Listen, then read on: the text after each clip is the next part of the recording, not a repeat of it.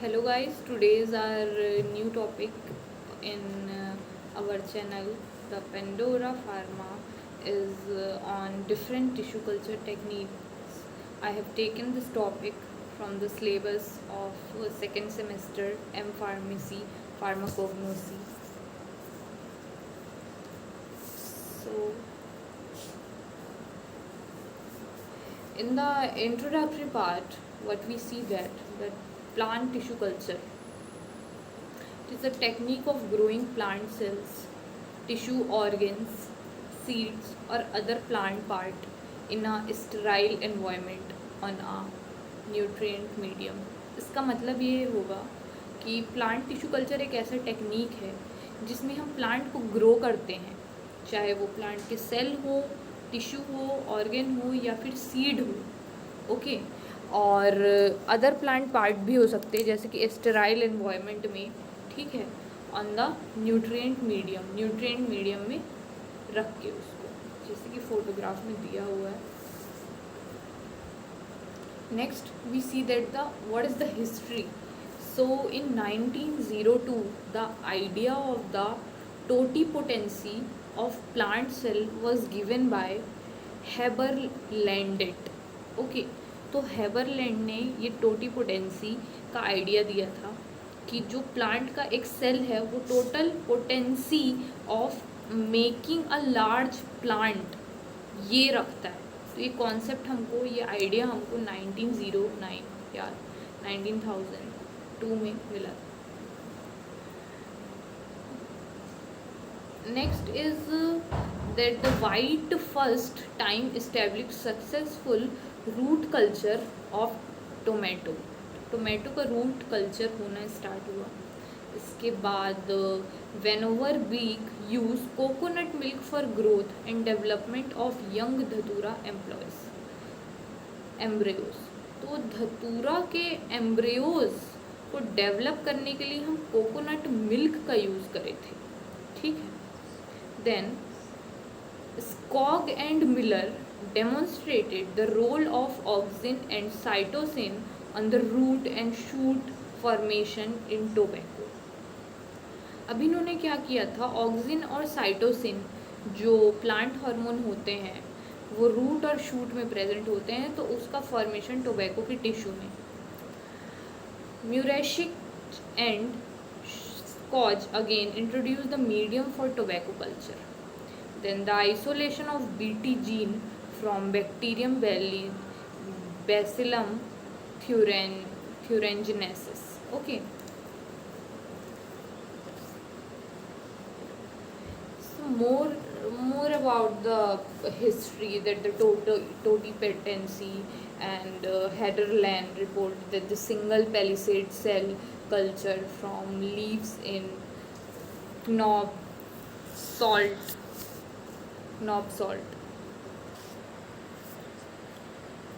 So Hederland reported that the single palisade cell culture is is from the leaves knob salt solution.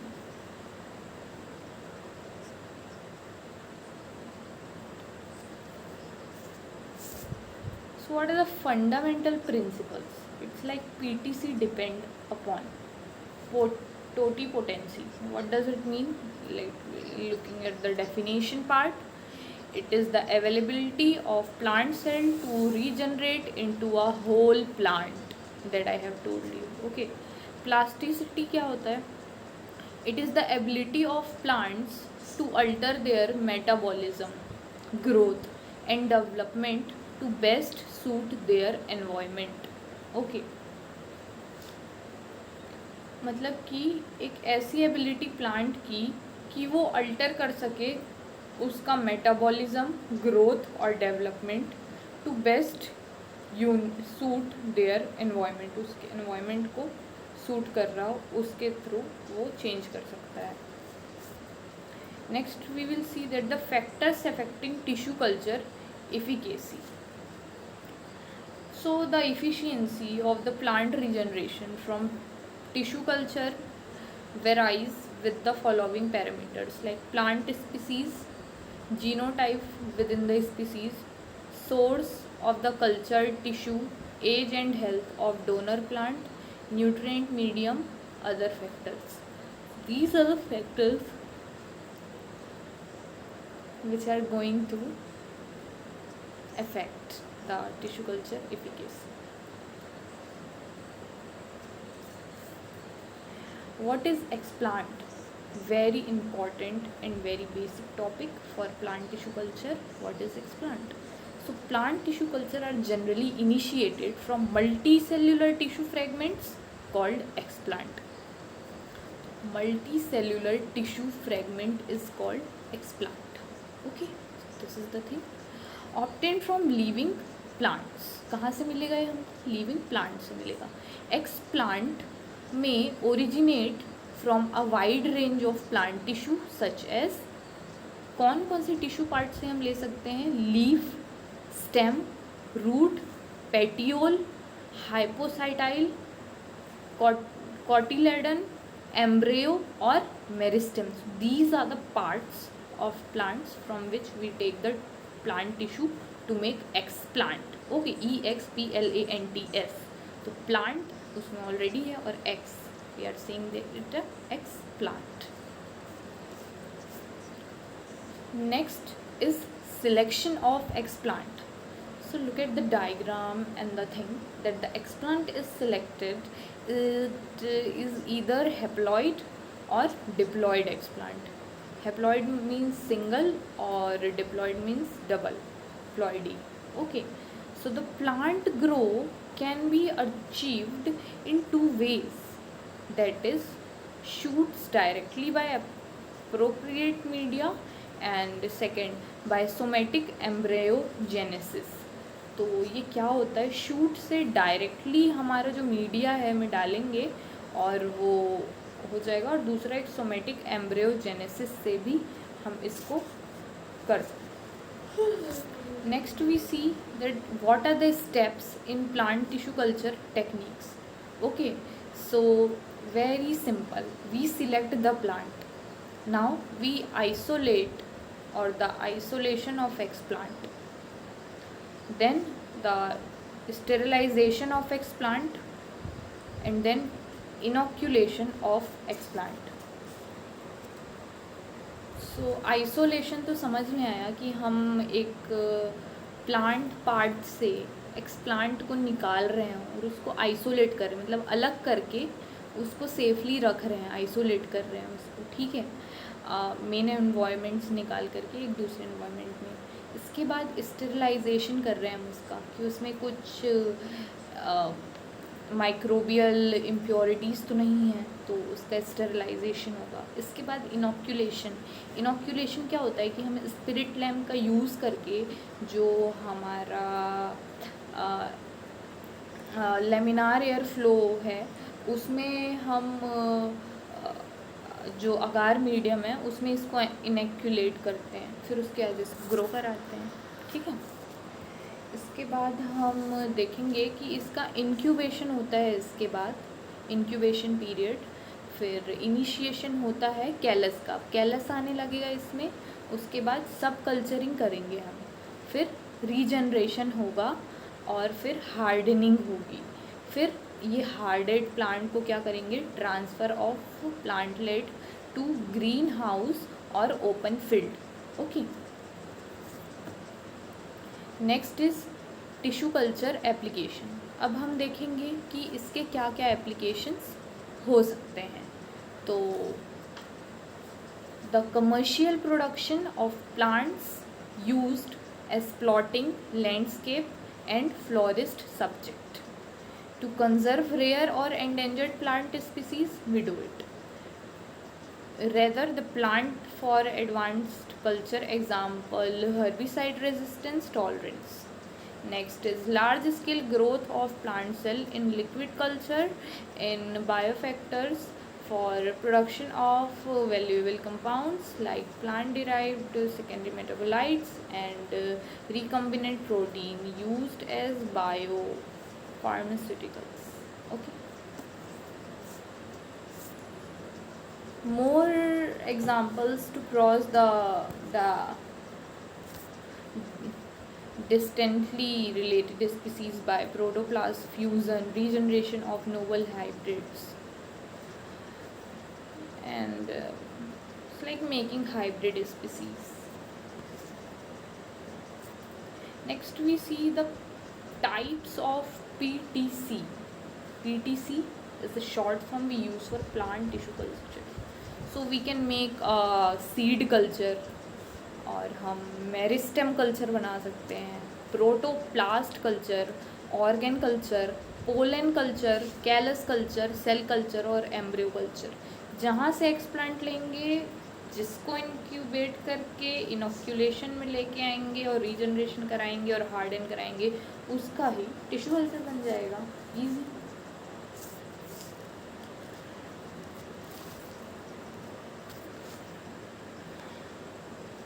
Next we see organogenesis. Word से ही समझ में आ रहा है कि हम एक सीड का, टिश्यू का एक ऑर्गन बनाने वाले हैं.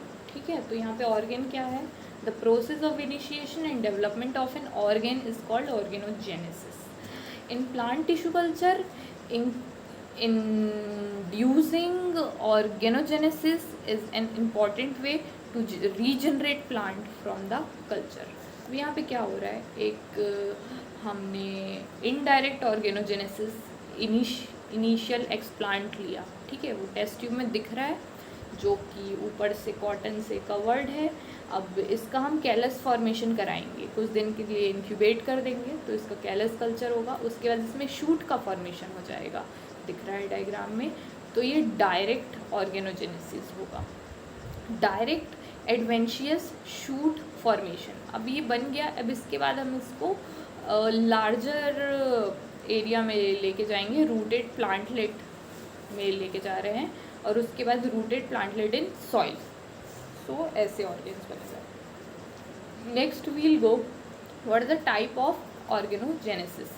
So direct regeneration and indirect organogenesis. So the two types depend on hormonal combination of the culture media. So the rule of thumb is auxin cytosine ratio 10:1, 100:1 induces roots. Okay, auxin cytosine 1:10, 1:100 induces shoots. This is direct regeneration of the culture. Next is intermediate ratio around 1:1 favor culture callus growth. This is indirect regeneration. Okay, so this is the two type in which as we changes the combination ratio of culture media, the type change. Okay, organogenesis के दो type होते हैं, एक direct regeneration और दूसरा indirect organogenesis.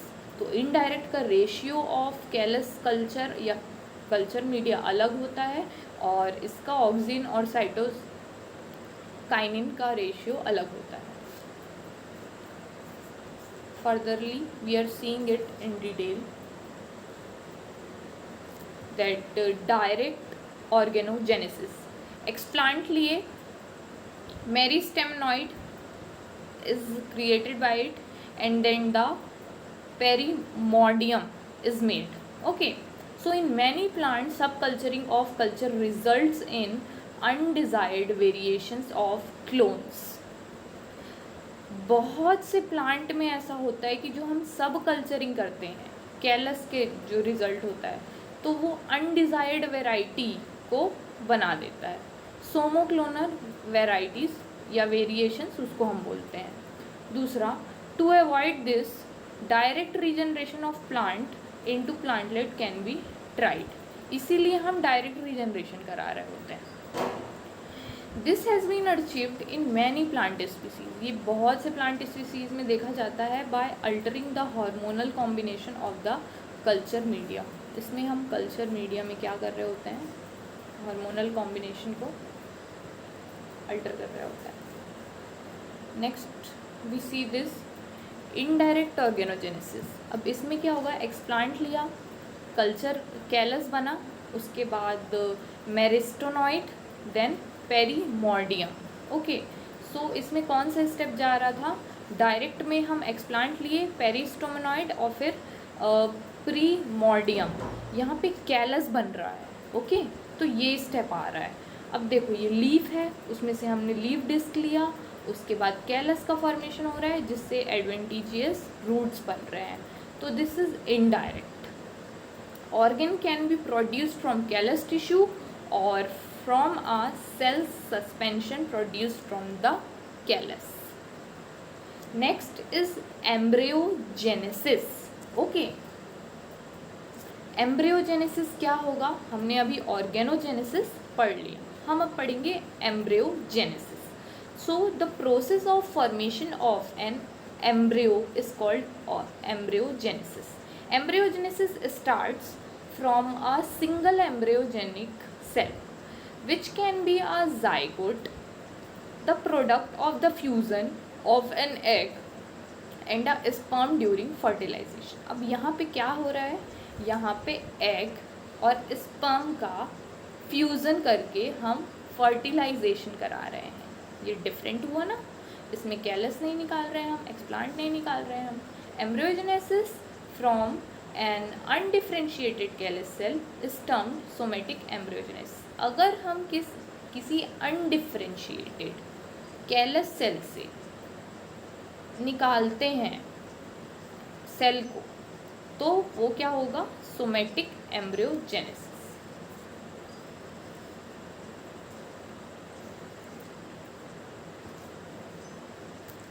Difference between zygotic and somatic embryo. अब दो तरह के एम्ब्रियो हो सकते हैं, एक जाइगोटिक और एक सोमेट.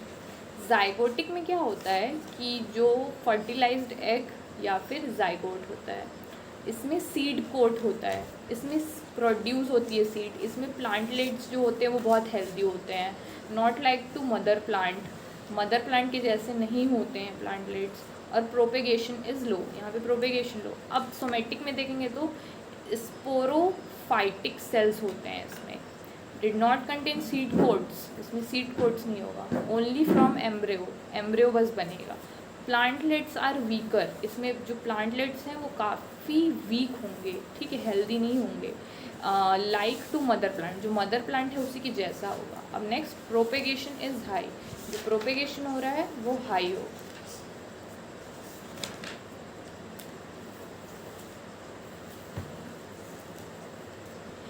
सोमेटिक एम्ब्रियोजेनेसिस और जाइगोटिक एम्ब्रियोजेनेसिस, ये हमारे सिलेबस में दिया हुआ है और हम इसको अच्छी तरीके से पढ़ेंगे, ठीक है, कि एम्ब्रियोजेनेसिस क्या होता है. तो कैलस लिए हम, फिर ग्लोब्यूलर लिए, कैलस से ग्लोब्यूलर बनाए, ठीक है, फिर हार्ट, टॉर्बिडो, फिर प्लांटलेट, शेप देखो इसका 1 by 1, फिर जनरेशन ऑफ होल प्लांट. तो ये हम आंसर राइटिंग में लिख सकते हैं कि कैसे हम सोमेटिक एम्ब्रियोजेनेसिस कराते हैं. जाइगोटिक में क्या होता है?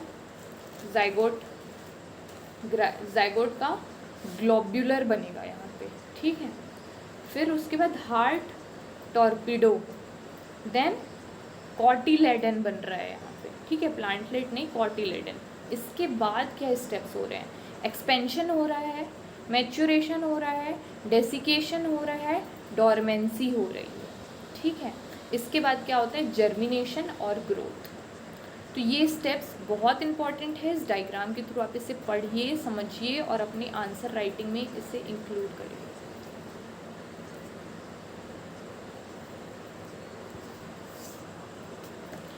Next we see direct embryogenesis and indirect.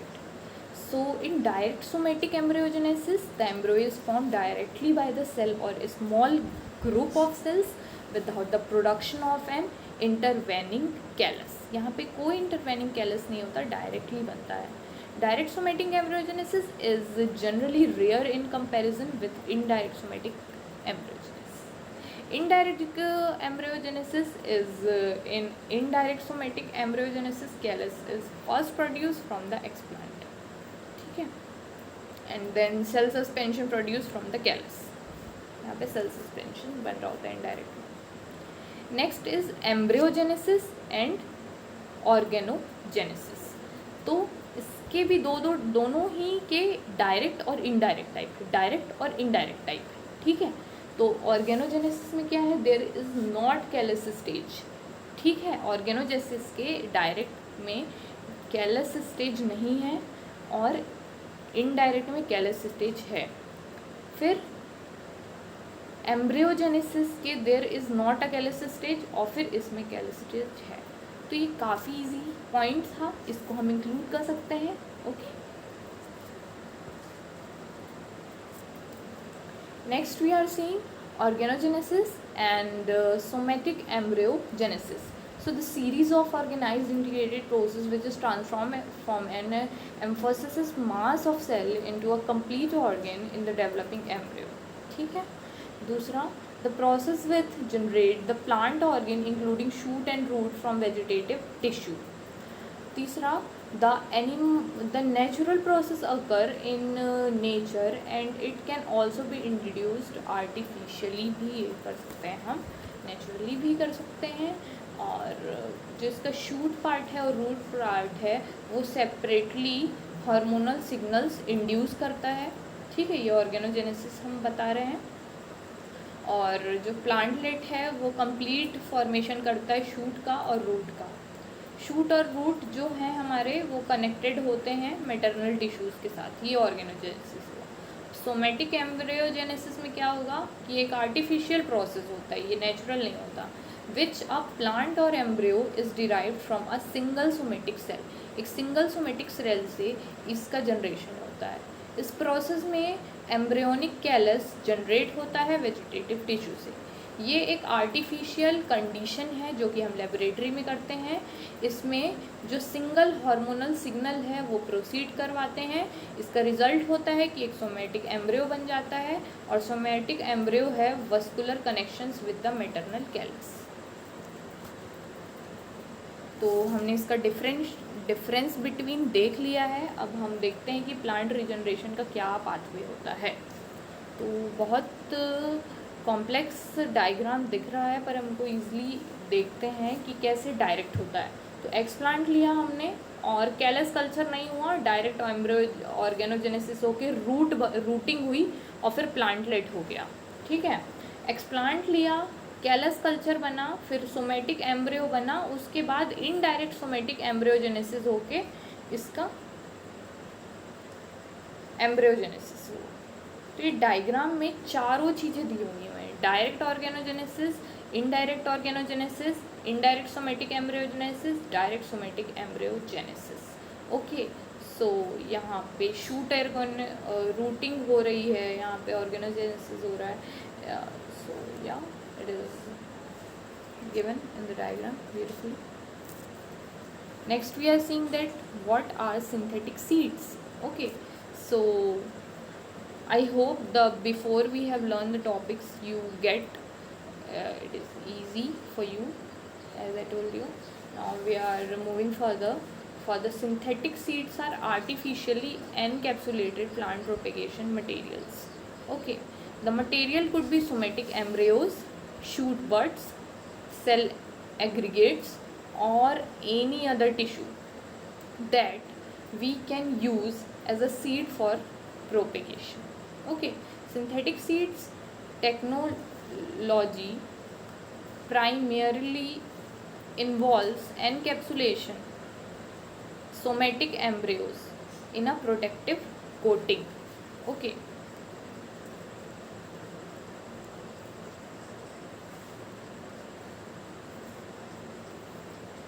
सो क्या प्रोसीजर होता है ये सिंथेटिक सीड के प्रोडक्शन का।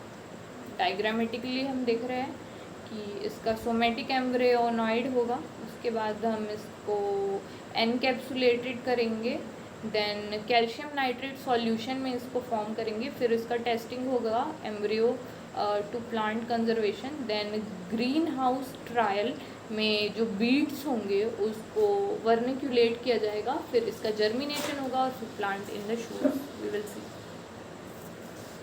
नेक्स्ट इज़ नेचुरल सीड्स और सिंथेटिक सीड में क्या फ़र्क होता है। तो ये हार्ड होते हैं, इसमें कोड नहीं होता, ठीक है।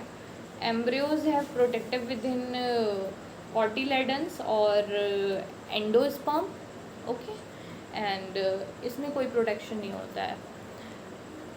Embryo undergo controlled desiccation by the maternal tissue and have a natural dormancy period, but it do not pass kind of destination. Okay, dormancy period. Natural seeds have their own storage reserves like endosperms and cotyledons to provide food during germination. Germination के दौरान हमारे पास food होता है natural seeds में, but artificial seeds do not have their storage tissues. Okay, growth regulation supplied within the capsulated material. We supply it. This is enough for the seed type. We will move forward to the next topic, that is monoclonal variations. Okay, I will share the link of this slide in the description also, so you can furtherly see it in detail. Okay, so generally it calls somoclonal variation. What is that? Plant regeneration from callus, plant explant or plant protoplast lead to regeneration of considerable variable, that is somoclonal variation. ठीक है, तो हम इसको देखेंगे कि ये क्या होता है, कि इसे हम सोमोक्लोनल वेरिएशन कहते हैं. इसमें क्या होता है, जो हमारा कैलस है या फिर लीफ प्लांट है या फिर प्लांट प्रोटोप्लास्ट है, वो रीजनरेशन में आता है और वेरिएशंस को क्रिएट करता है. दिस वेरिएशन इंक्लूड, इसमें क्या क्या होगा, स्टेराइल प्लांट्स, मॉर्फोलॉजिकल वेरिएंट्स, ये होते हैं. अब देखो कि जो कैलस टिश्यूज़ हैं वो ऑर्गेनोजेनेसिस में जा रहे हैं, उसके ऑर्गन्स बन रहे हैं, उसके बाद रीजनरेटेड प्लांट्स बन रहे हैं, फिर हार्डनिंग हो रही है उनकी, और फिर सोमोक्लोनल वेरिएंट्स बन रहे हैं. तो ये स्टेप्स होते हैं इसके. ठीक है, monoclonal variation, this was ignored before, but in the last decade it was revised, increased attention and potential improved program.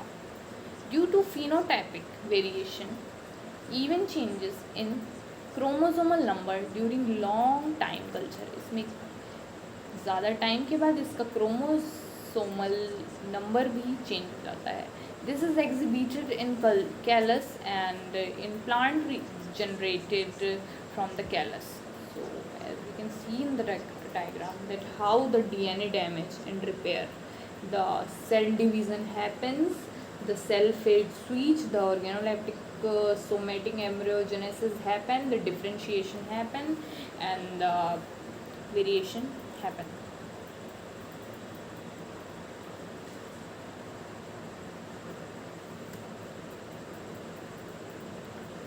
Species like Allium sativum, okay, bulb size, clove no, aerial bulbil. Okay, तो ये modification हो रहे हैं इसमें अगर हम कर रहे हैं तो. ठीक है, वेरिएशंस मोनोक्लोनल वेरिएशंस में देखा जा रहा है. और Oryza sativa and plant height, seed fertility, grain no, etc. These are the features which are getting changed. Lolium hybrids like leaf size, flower, survival, etc. This modified. And more characters like tuber shape, maturity date, color, all these things get changed. What is the advantage and disadvantage? So change can occur in ergonomical important traits. Next is changes occur at a high frequency. Some changes can be novel and may not be achieved by conventional breeding, so we do this. What are the disadvantages? May not occur for complex organomic traits. Many characters changes in the opposite or negative directions also. Variations are unpredictable in nature. So what are the applications? We see that the disease resistance, abiotic stress resistance, salt tolerance, herbicidal resistance, and insect resistance, etc. This is widely used in the food industry, agro industry, and the medicinal agri, herbal medicine agri.